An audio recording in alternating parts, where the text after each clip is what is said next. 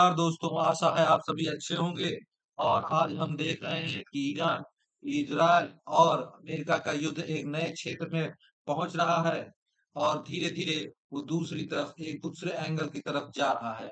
आज हम इसी की तरफ देखेंगे और विश्लेषण करेंगे। आइए जानते हैं कि मध्य पूर्व का भूगोल रेगिस्तानी है और यहाँ पर प्राकृतिक और मीठे पानी की भारी कमी है, इसलिए खाड़ी क्षेत्र के अधिकांश देश समुद्र पानी को मीठा करने वाली तकनीक यानी डिसैलिनेशन पर निर्भर हैं।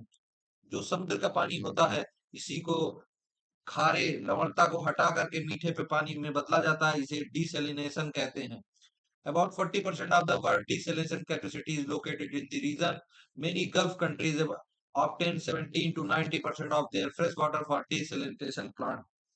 युद्ध इन प्लांटों को निशाना बनाया जाता है तो यह केवल सैन्य लक्ष्य नहीं बल्कि मानवीय संकट भी पैदा कर देंगे दोस्तों।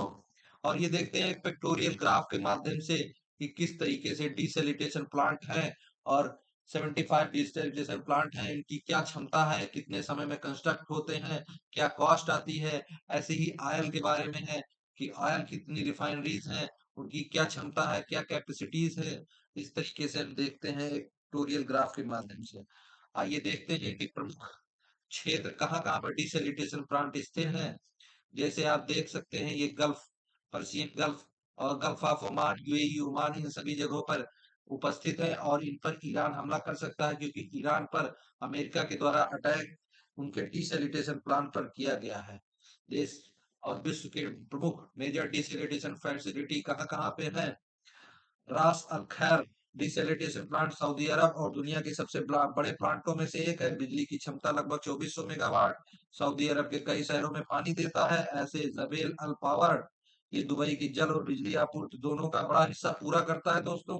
रस अबू जारजूर प्लांट ये लगभग 16 मिलियन गैलन प्रतिदिन पानी उत्पादन करता है। रस गिरदास रस लफान ये लगभग 2,86,000 प्रतिदिन पानी का उत्पादन करता है। इसके अलावा कुवैत, ओमान, सऊदी अरब, कतर और यूएई में छोटे बड़े बहुत सारे प्लांट हैं जो यदि प्रभावित होते हैं तो बहुत बड़ा नुकसान होगा और बहुत ज्यादा मानवीय जनता इससे प्रभावित होगी। Damage to these plant could create a large water crisis उत्पादित करेगा।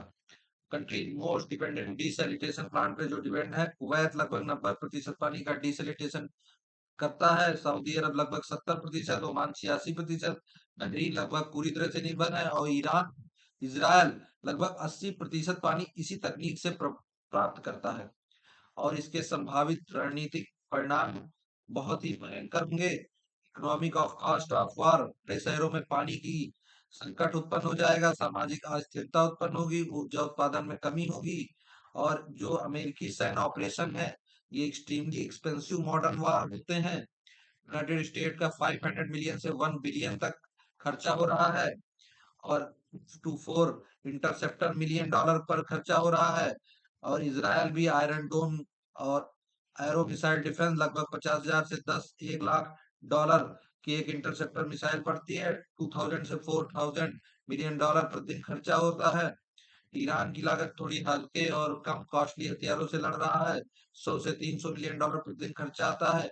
1 to 2 billion dollar cumulative combined खर्चा जो है इतना आ रहा है तीनों को मिला करके दोस्तों। और जो जीडीपी पे प्रभाव पड़ेगा वो बहुत ज्यादा पड़ेगा। पॉसिबल जीडीपी इम्पैक्ट जो आएगा युद्ध के दौरान दोस्तों, जीडीपी में लगभग 3 से 5% की गिरावट आ रही है। ईरान पहले ही प्रतिबंधों से कमजोर अर्थव्यवस्था में है और जीडीपी में 5 से 8% का डिक्लाइन आएगा। अमेरिका पे सीधा असर नहीं पड़ेगा दोस्तों, किंतु उनका रक्षा बजट बढ़ जाएगा, तेल की कीमतें बढ़ेंगी, वैश्विक महंगाई बढ़ेगी, शिपिंग व्यापार बाधित होगा। हार्मोज स्ट्रेट बंद होता है तो लगभग 20% तेल की वैश्विक सप्लाई बाधित हो जाएगी दोस्तों। और पोटेंशियल सब साइबर एंड टेक कॉन्फ्लिक्ट, अभी आपने देखा है ईरान के द्वारा जो टेक कंपनीज हैं अमेरिका की, उनको मिलिट्री लक्ष्य घोषित कर दिया गया है अपनी डॉक्ट्रिन में। अब एक नए तरीके का वार आ सकता है, इससे साइबर युद्ध सप्लाई चेन और क्षेत्रीय इंफ्रास्ट्रक्चर पर हमला करके नुकसान पहुंचाएंगे। पॉसिबल टारगेट्स होंगे क्लाउड सर्वर, डेटा सेंटर, वित्तीय network, AI infrastructure. Amazon, Microsoft या गूगल के डेटा सेंटर पे अटैक होता है तो इससे बैंकिंग, एयरलाइन, सरकारी सेवाएं सब प्रभावित होंगी। मध्य पूर्व के कई अमेरिकी कंपनियों में दोस्तों डेटा सेंटर हैं। यदि ईरान ड्रोन मिसाइल हमला करता है तो अरब देशों में मौजूद अमेरिकी डिजिटल इंफ्रास्ट्रक्चर प्रभावित होगा और कुछ रिपोर्टों में कहा गया कि ईरान ने यूएई में स्थित अमेरिकी डिजिटल टेक इंफ्रास्ट्रक्चर को निशाना बनाने पर रणनीति पर विचार कर रहे हैं, और इससे इस समुद्री केबल और इन चीजों पर प्रभावित होता है, काफी ज्यादा नुकसान आएगा। 100 से 300 बिलियन डॉलर तक अमेरिकी टेक कंपनियों को नुकसान हो सकता है। शेयर बाजार में भारी गिरावट आएगी। युद्ध डिजिटल युद्ध एक नए दौर में पहुंचेगा। साइबर, एआई, डेटा इंफ्रास्ट्रक्चर, इन सब पर युद्ध होगा।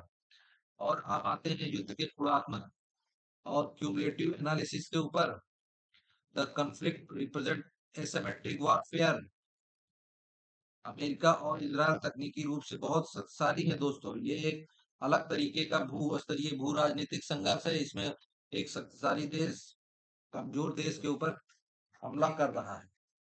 अमेरिका इजरायल तकनीकी और ईरान की रणनीति अलग है। वो सीमित युद्ध, ड्रोन, प्रॉक्सी, मिलिशिया, इससे वो कर हमला कर रहा है। भू राजनीतिक संतुलन एक अलग तरीके से। युद्ध में कई देश अप्रत्यक्ष रूप से शामिल हैं। रूस, चीन, सऊदी अरब, यूएई। ये सीधे नहीं, लेकिन इनके हित जुड़े हुए हैं। ऊर्जा युद्ध, मध्य पूर्व वैश्विक ऊर्जा का केंद्र है। यदि युद्ध बढ़ता है तो तेल की कीमतें बढ़ेंगी, वैश्विक मंदी, खर्चा बढ़ेगा। और पानी और ऊर्जा इंफ्रास्ट्रक्चर, विशेषज्ञों के अनुसार दोस्तों